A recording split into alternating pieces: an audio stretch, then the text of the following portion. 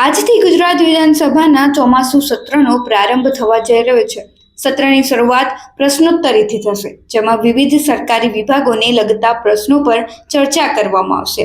ખાસ કરીને મહેસૂલ, શહેરી વિકાસ, માર્ગ અને મકાન વિભાગ તેમજ ગૃહ અને પંચાયત વિભાગના પ્રશ્નો મુખ્ય રહેશે।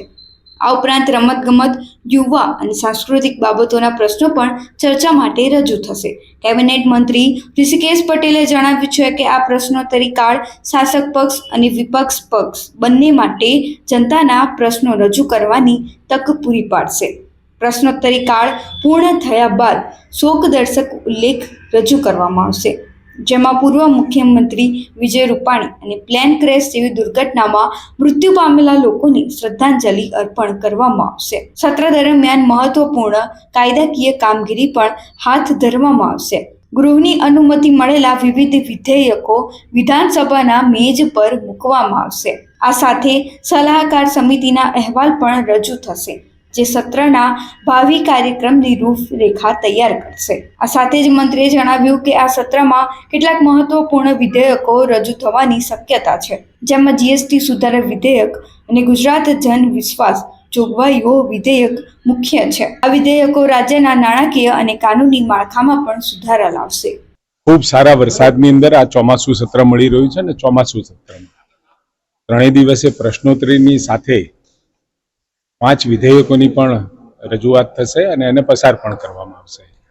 ખૂબ સારું ચોમાસું રહ્યું છે અને 100% થી પણ અધિક વરસાદ સૌરાષ્ટ્રને બાદ કરતા થયો છે અને સૌરાષ્ટ્રની અંદર લગભગ 93 થી 94% વરસાદ જે સિઝનનો હોવો જોઈએ એટલો થયો છે। આમ એકંદરે વરસાદની સ્થિતિ, બાંધોની સ્થિતિ, પાણીના સંગ્રહની સ્થિતિ, તળાવોમાં ભરેલા પાણીની સ્થિતિ એકંદરે ખૂબ જ સંતોષપૂર્ણ આ વખતે રહી છે અને આ વખતનું ચોમાસું એ ખૂબ સારું ગુજરાત માટે સંદેશો લઈને આવ્યું છે।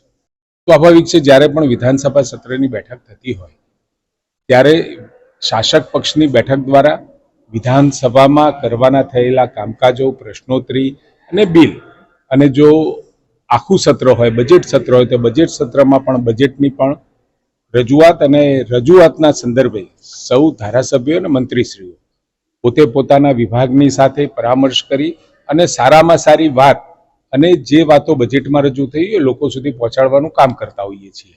આ વખતે પણ પ્રશ્નોત્તરીમાં લોકહિતના પ્રશ્નો લોકો સુધી માહિતી પહોંચે અને વિરોધ પક્ષને પણ થયેલા કામોની અંદર ક્યાંય એમને ક્વેરી હોય અથવા તો પ્રશ્ન પૂછવો હોય તો પૂછી શકાય એ પ્રકારની આ વખત 3 દિવસના સત્રની, ચોમાસુ સત્રની આપણે આ વખતે છે। અને સાથે શોક પ્રસ્તાવોમાં પણ આદરણીય વિજયભાઈ રૂપાણીજી મુખ્યમંત્રી શ્રી અને સાથે જે દુઃખદ પ્લેન ક્રેશની ઘટના બની એવા મૃતકો અને સાથે બીજા ધારાસભ્યો અને ભૂતપૂર્વ મંત્રીઓની પણ શોકાંજલિ પાઠવવામાં આવશે અને એમના ઘરે સંદેશો પણ મોકલવામાં આવશે।